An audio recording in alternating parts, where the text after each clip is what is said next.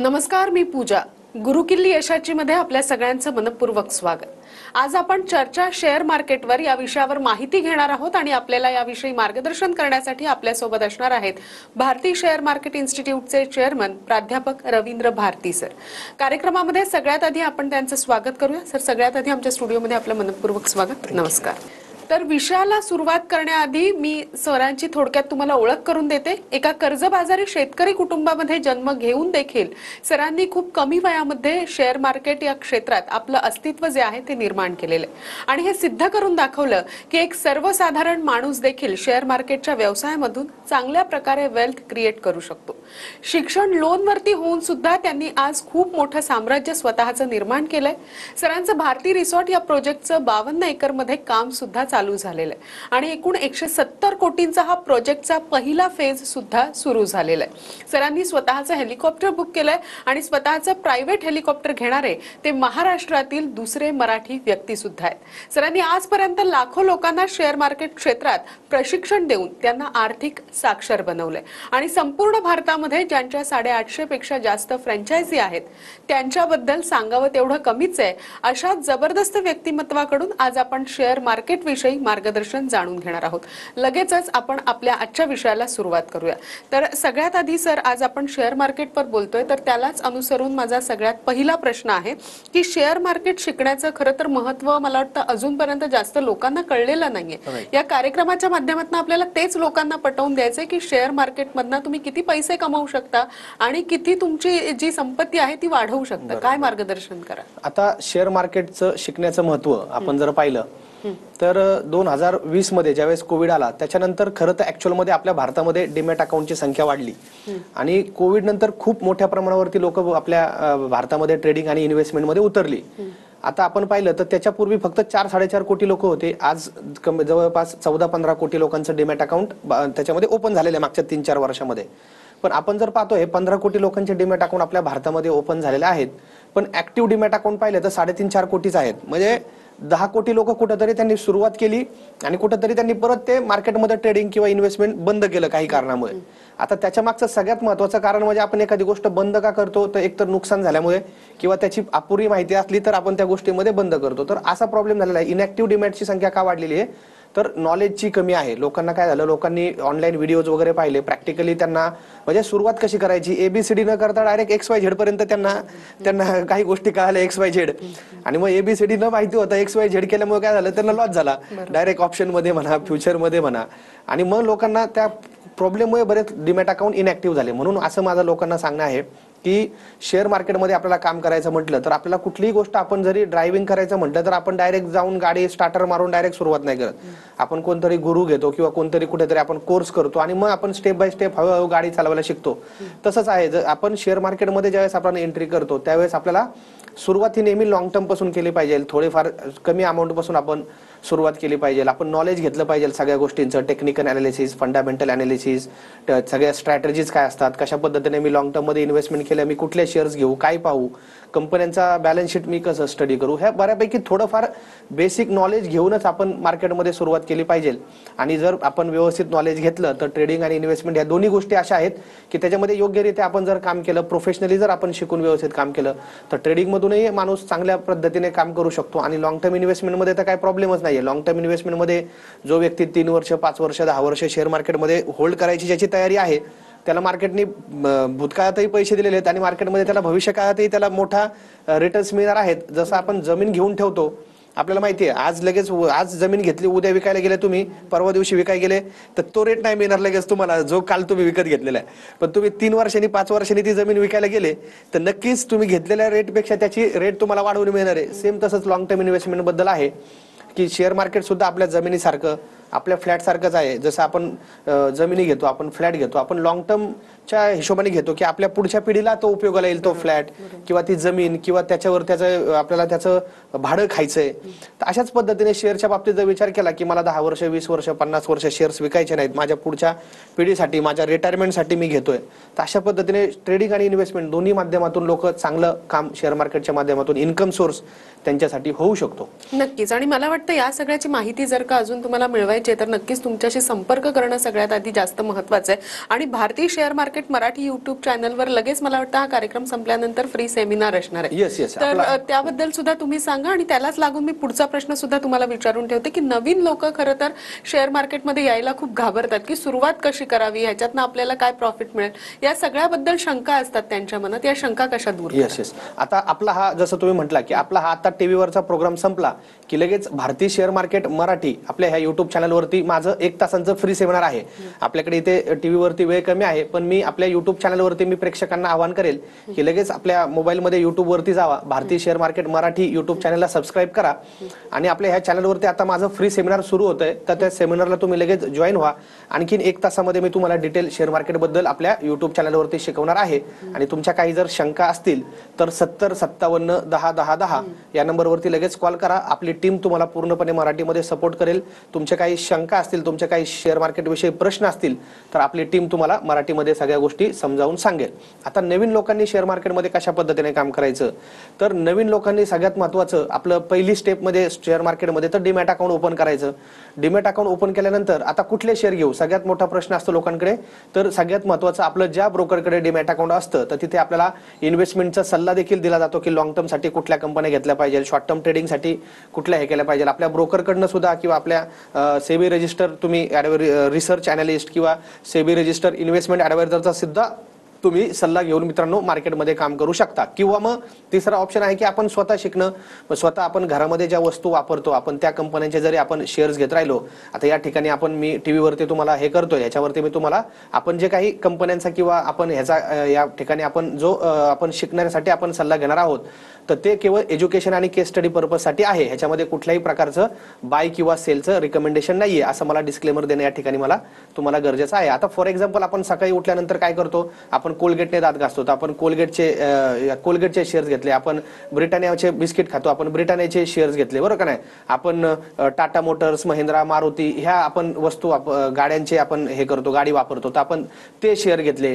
किंवा आपण ज्या पेट्रोल पंपवर पेट्रोल भरतो आपण ते शेअर घेतले. आपण ज्या बँकेमध्ये आपलं खातं आहे, ज्या बँकेमध्ये आपण वर्षानुवर्ष ट्रान्झॅक्शन करतोय आपण त्या बँकांचे शेअर घेतले. म्हणजे सुरुवात करताना नवीन लोकांनी आपण ज्या वस्तू वापरतो किंवा आपण ज्या बँकेमध्ये आपलं अकाउंट आहे किंवा ज्या आपण समजा बजाज फायनान्स आपण EMI करतो, लोन करतो एखादी वस्तू घेताना आपण ते शेअर घेतले.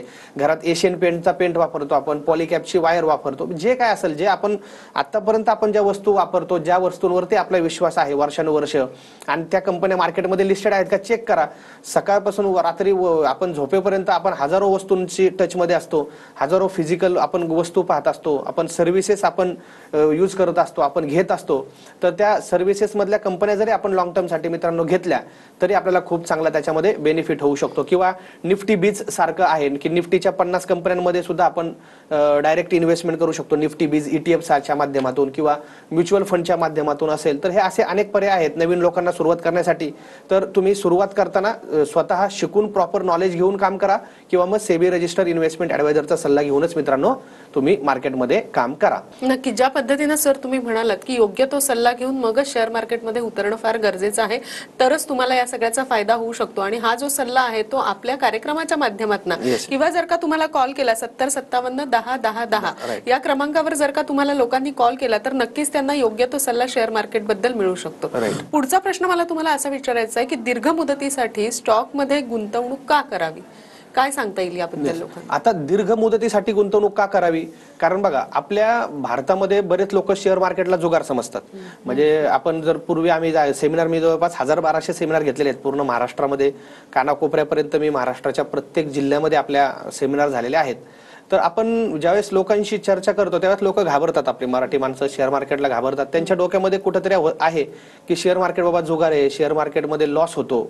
तर हे कोणासाठी होतं मित्रांनो, शेअर मार्केटमध्ये 2 प्रकार असतात, एक असतो ट्रेडिंग आणि एक असते इन्व्हेस्टमेंट. ट्रेडिंग हे शॉर्ट टर्म साठी असतं, म्हणजे एकदम कमी आजच्या आज घेतो आजच्या आज विकतो आपण, काही वेळांसाठी खरेदी विक्री होते, ते झालं शॉर्ट टर्म ट्रेडिंग. आता तुम्ही जसं म्हणता दीर्घकालीन गुंतवणूक का गरजेची आहे, तर ज्या लोकांना भीती वाटते किंवा ज्या लोकांना लॉस नको आहे तर अशा लोकांनी काय करायचं, मी जसं तुम्हाला मगाशी सांगितलं की जसं आपण जमीन घेऊन ठेवतो 3 वर्ष 5 वर्ष 10 वर्ष 50 वर्ष, तसं जे लोक दीर्घकालीन गुंतवणूक करतात, तुम्ही कुठल्याही 3 वर्षाचा ऍव्हरेज घ्या, म्हणजे मागच्या 50 वर्षाच्या आपल्या निफ्टीचं सेन्सेक्सचं तुम्ही एक्झाम्पल घ्या, सेन्सेक्स 40-45 वर्षाची हिस्ट्री अवेलेबल आहे आपल्याकडे सेन्सेक्सच्या रेटची, की सेन्सेक्स बऱ्याच वेळा मार्केट पडलेलं आहे, बऱ्याच वेळा मंदी आल्या मार्केटमध्ये, हर्षद मेहता .com बबल आला किंवा तुमचं हर्षद मेहता घोटाळा आला 1992, 2000 मध्ये .com बबल आला, 2008 मध्ये अमेरिकेमध्ये मंदी आली होती, सबप्राईम क्रायसिस झाले, लिमन ब्रदर क्रायसिस, त्यावेळेस देखील मार्केट 50-60% तुटलं होतं, त्याच्यानंतर ब्रेक्झिट झालं, युरोपियन डेट क्रायसिस झाले, आपला कोविड आला, मध्ये इलेक्शन मध्ये मार्केट पडलं होतं, परत रशिया युक्रेन वॉर मध्ये मार्केट, म्हणजे अनेक गोष्टींचं निमित्त असतं मार्केट पडण्यासाठी, बरोबर का नाही. मग लोकांना वाटतं की बाबा शेअर मार्केट पडतं खाली, तर तसं नाही. तुम्ही बघा, म्हणजे इतिहासामध्ये बराच अनेक वेळा मार्केट पडलंय, पण मार्केटने लगेच 2-3 वर्षामध्ये लगेच परत त्याचा पूर्वीचा हाय ब्रेक करून मार्केट वरती गेलेलं आहे. आता सुद्धा मार्केट हाय वरतीच आहे. तर म्हणजे मला सांगायचंय काय, दीर्घकालीन जर तुम्ही गुंतवणूक थांबले, तुम्ही मार्केटमध्ये फक्त शेअर चांगल्या चांगल्या कंपन्यांचे शेअर्स घेऊन तुम्ही थांबले, तुम्ही कुठल्याही 3 वर्षाचा ऍव्हरेज घ्या, मार्केटने कधीच निगेटिव्ह रिटर्न्स दिलेले नाहीयेत. तर हेच दीर्घकालीन गुंतवणुकीचं रहस्य गुपित हेच आहे. तुम्ही पेशन्स ठेवा, तुम्ही घ्या, तुम्ही 3 वर्ष 5 वर्ष 10 वर्षाच्या हिशोबाने मार्केटमध्ये जर आला दीर्घकालीन गुंतवणुकीमध्ये, तर मार्केटमध्ये नक्कीच तुम्हाला नुकसान होणार नाही. ऍव्हरेजमध्ये तुम्ही चांगल्या 20-25 कंपन्यांचा जर पोर्टफोलिओ तुम्ही क्रिएट केला, तर तुम्ही ऍव्हरेजमध्ये खूप चांगल्या पद्धतीने प्रॉफिटमध्ये राहाल. सर, जीवनातील यशाचं सक्सेस सिक्रेट याबद्दल सुद्धा मला तुमच्याकडनं मार्गदर्शन जाणून घ्यायचंय. मात्र एका छोट्याशा विश्रांतीची वेळ झाली आहे, लगेचच भेटतोय. तुम्ही मात्र कुठेही जाऊ नका, पाहत राहा TV9 मराठी.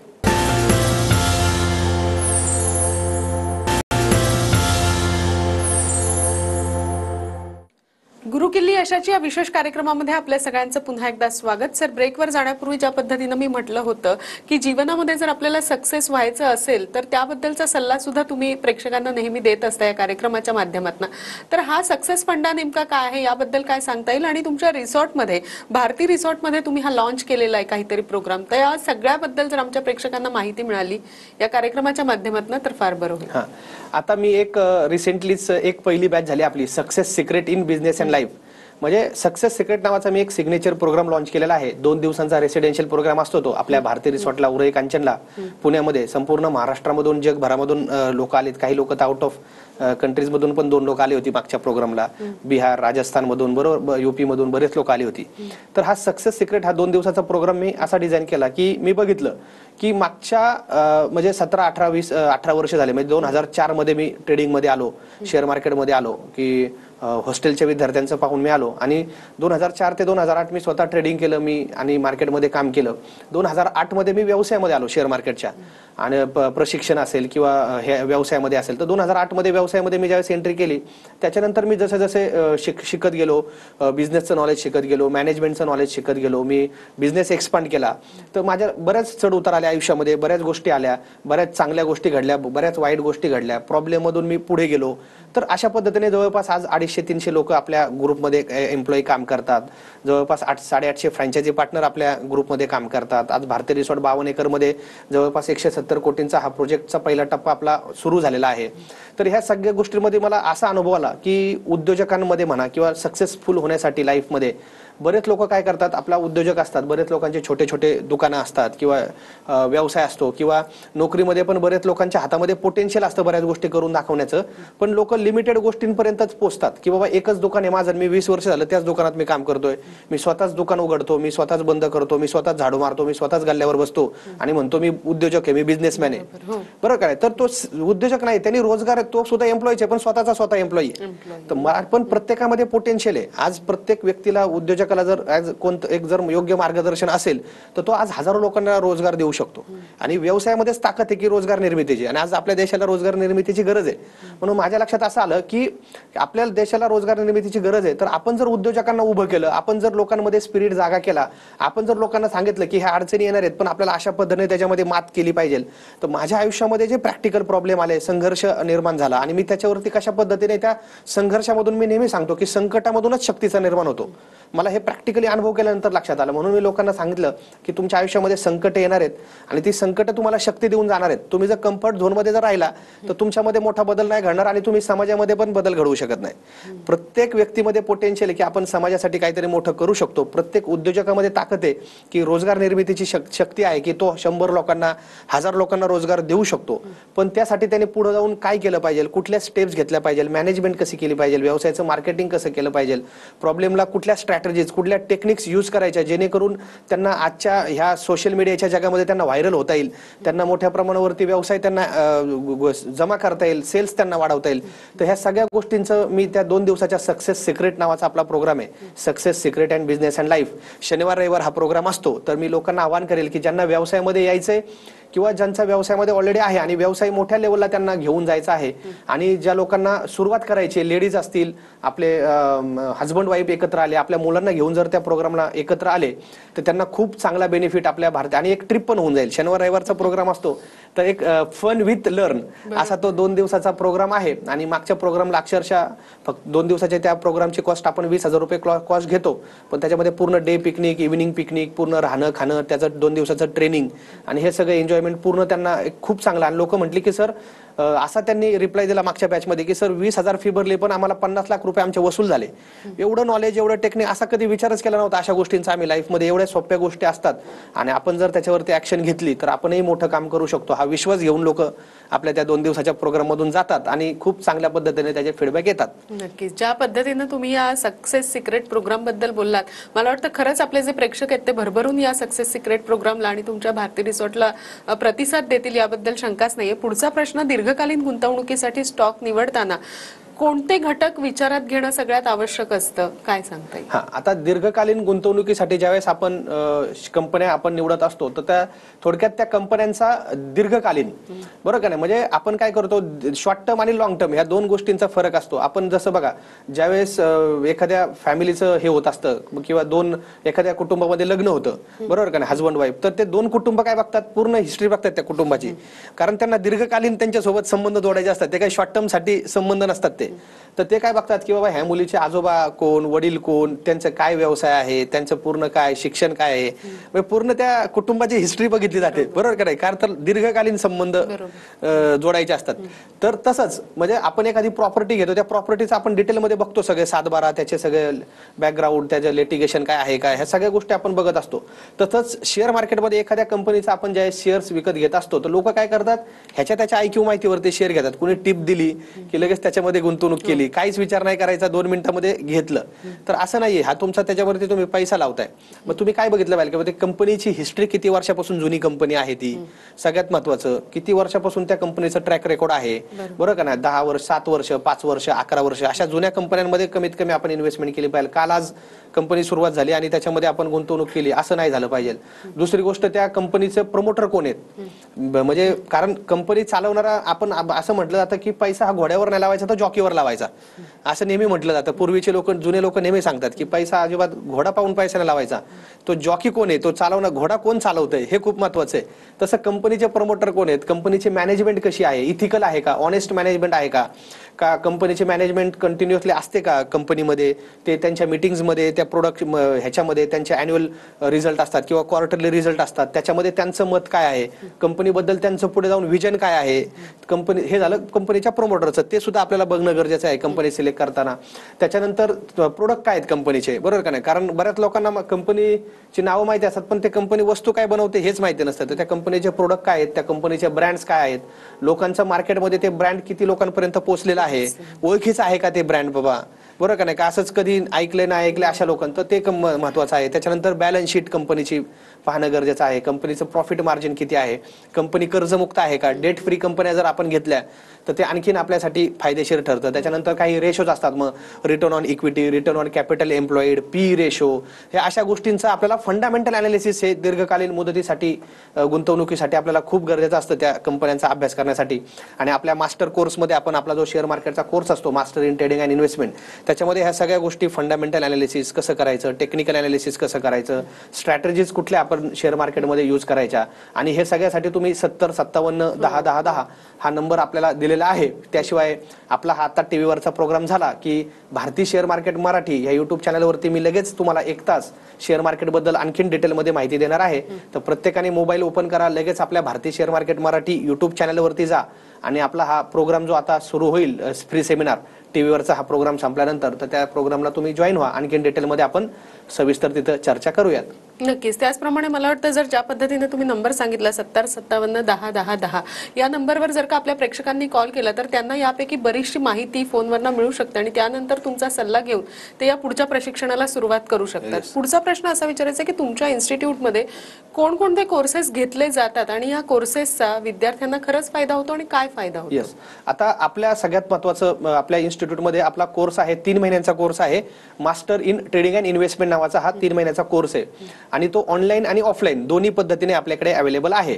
आता ऑनलाईन तर झालं तर 3 महिन्यामध्ये एकदम रात्रीची बॅच असते आपली, 8 ते 9:30ची रात्री बॅच असते आणि सकाळची आपली 11 ते 12:30ची सुद्धा आपल्याकडे बॅच असते. त्याच्यामुळे दोन्ही म्हणजे सकाळचंही ज्या लोकांना वेळ असतो त्यांना सकाळचं ट्रेनिंग मिळतं किंवा ज्या लोकांना रात्री बॅच घ्यायचे रात्रीचं ट्रेनिंग मिळतं आणि ज्या लोकांना ऑफलाईन पाहिजे ते लोक 5 दिवस पुण्यामध्ये येतात, 5 दिवस आपल्या हेड ऑफिसला ट्रेनिंग असतं आणि त्याच्यानंतर मग परत 3 महिने ऑनलाईन घरी ट्रेनिंग असतं. तर असं हायब्रिड ऑफलाईन हायब्रिड कोर्स सुद्धा आहे आणि पूर्णपणे ऑनलाईन सुद्धा कोर्स आहे. आपल्या पुण्यामध्ये राहण्याची सुद्धा सोय आहे. आपल्या ऑफिसच्याच बाजूला हॉटेल आहे, तिथे एकदम रिझनेबल कॉस्टमध्ये लोक येतात, आठवडाभर राहतात आणि शिकून जातात आणि मग त्याच्यानंतर ऑनलाईन त्यांना 3 महिने परत सपोर्ट असतो. किंवा ज्या लोकांना पूर्णपणे ऑनलाईन करायचं आहे तर पूर्णपणे ऑनलाईन कोर्स सुद्धा आपला master in trading and investment नावाचा कोर्स पूर्णपणे ऑनलाईन सुद्धा अवेलेबल आहे आणि मराठीमध्ये एकदम सोप्या भाषेमध्ये शिकवलं जातं.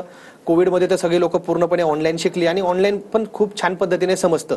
70% लाईव्ह कोर्स आहे, 30% सेल्फ लर्निंग व्हिडिओज असतात आणि 70% पूर्ण प्रॅक्टिकली लाईव्ह शिकवलं जातं आणि एकदम व्यवस्थित एकदा कोर्स केल्यानंतर आपला मास्टर कोर्स केल्यानंतर लोक स्वतःच्या हाताने ट्रेडिंग करतात, स्वतःच्या हाताने इन्व्हेस्टमेंट करतात.